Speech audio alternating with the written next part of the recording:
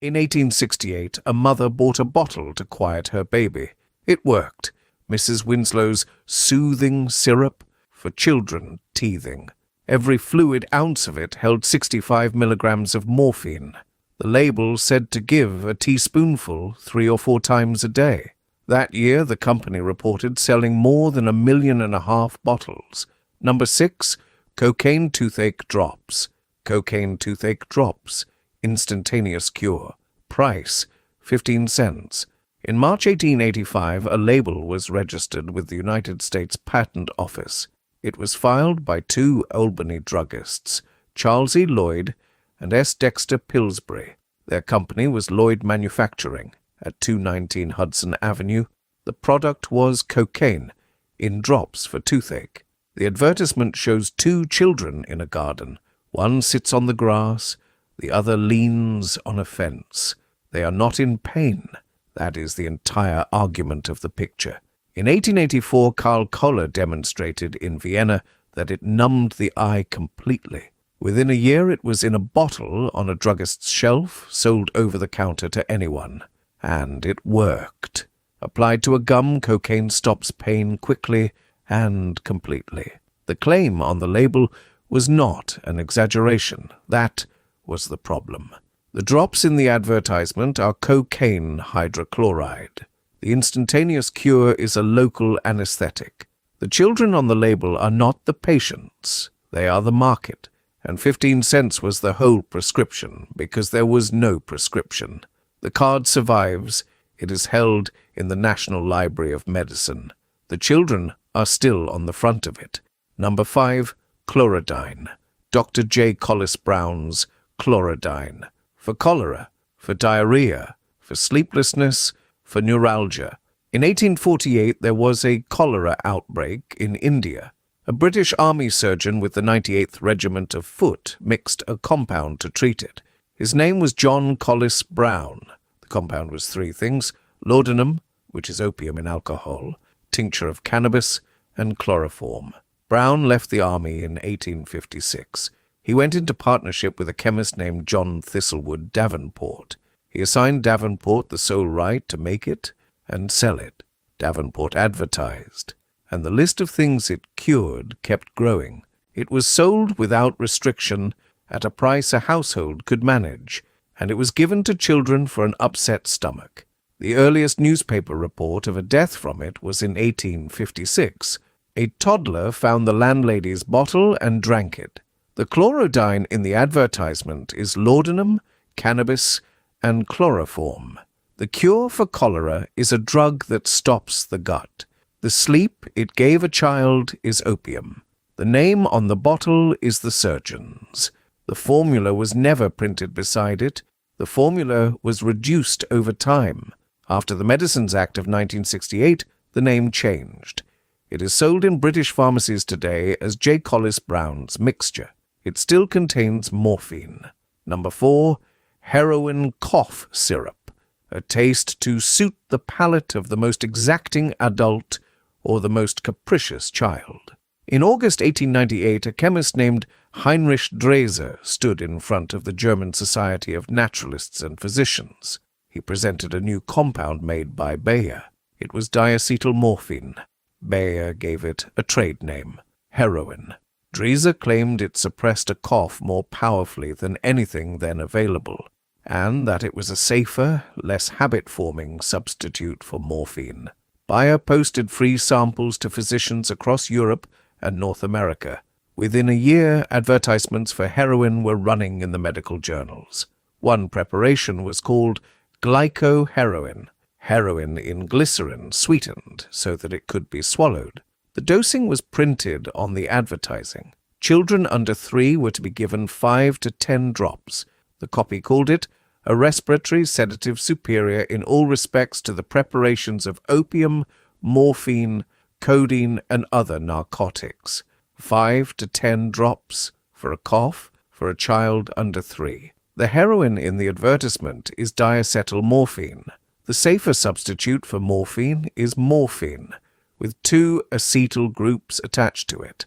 The respiratory sedative for a small child is heroin, measured out in drops, and the words less habit-forming were the entire selling point. They were wrong. Bayer stopped selling it in 1910. The company is still trading. The trade name did not disappear with the product. It went out into the world and kept the name Bayer gave it. Number 3, Steedman's Teething Powders. Steedman's Soothing Powders for children cutting their teeth. Steedman's powders were sold in Britain from the Victorian period onward. They were still on sale in 1954. The powder was mercurous chloride. Its old name is calomel. One published analysis put Steedman's at 26.3% mercurous chloride. At the height of it, about 7 million doses a year were sold. From the early 1900s, doctors were seeing a condition in small children.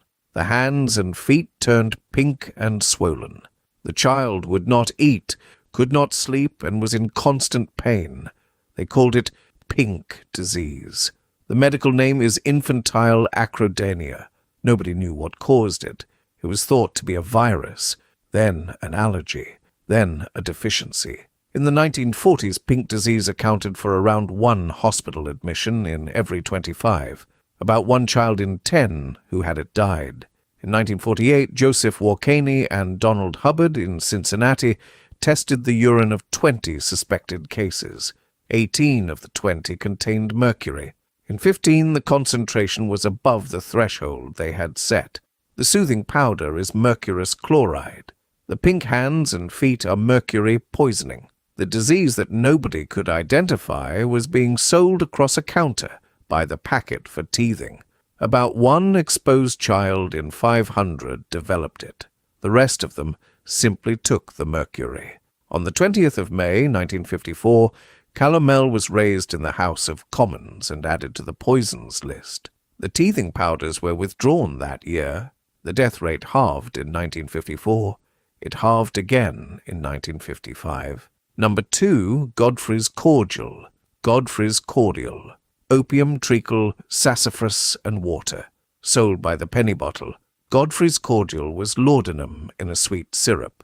It was cheap, and it was everywhere. It was not sold as a drug. It was sold as a cordial. In grocers' shops, in chandlers, on market stalls, to anyone who asked. Thomas Wackley founded the Lancet in 1823. He later became a coroner. From the early 1840s, he was saying in public that infanticide was going on to what he called a frightful, to an enormous, a perfectly incredible extent. The coroner of Nottingham gave evidence to a parliamentary commission. He said 1 apothecary in the town had used 1,300 and a weight of treacle in a single year, making Godfrey's Cordial. 1,300 and a weight is around 1,500 pounds of syrup. In one shop? In 1 year. An inquest was held on Thomas Porter, aged 15 months. He had been well. At about midnight he convulsed, he recovered, and he went to sleep. At about 5 o'clock he was dead. The jury returned that the death was sudden, and that whether it came from an opiate injudiciously given, the evidence was not satisfactory. A second inquest was on Mira Newton, 17 weeks old. The evidence was that since birth she had been given the infant's mixture to keep it quiet. It was reported in the Nottingham Journal on the 20th of December, 1845.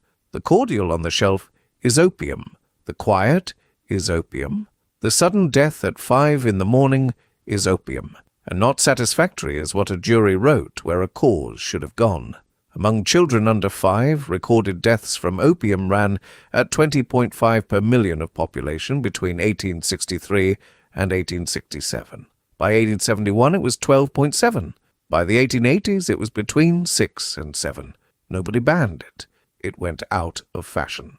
Number 1, Mrs. Winslow's Soothing Syrup. Under 1 month, 6 to 10 drops. 3 months, half a teaspoonful. 6 months and upward, a teaspoonful. 3 or 4 times a day. The syrup was put together in 1849. The name on it was Charlotte N. Winslow. It was sold by Jeremiah Curtis and Benjamin A. Perkins out of Bangor, Maine. Morphine sulfate, 65 milligrams to the fluid ounce in syrup. In an 1868 court summary, Curtis stated that he was selling more than 1.5 million bottles a year. Here is the thing about Victorian medicine and ignorance. The belief is that they did not know, that the science had not arrived yet, that the danger was invisible, that the moment anyone established it, it stopped. That is not what the record shows. Walkley was saying it in the 1840s. The Nottingham coroner gave his evidence to Parliament. The Pharmacy Act of 1868 restricted the sale of opium to registered chemists and exempted patent medicines from the restriction. The exemption is written into the Act. In 1909, the British Medical Association published Secret Remedies and printed the analyses. In 1912, more secret remedies. In 1911, the American Medical Association published Nostrums and Quackery. There is a section in it called Baby Killers. Mrs. Winslow's soothing syrup is in that section. The Select Committee on Patent Medicines reported to the House of Commons on the 4th of August, 1914. That was the day Britain went to war. The report was not acted on. After the Pure Food and Drug Act of 1906, the contents had to be declared. The morphine was taken out. The word soothing came off the name.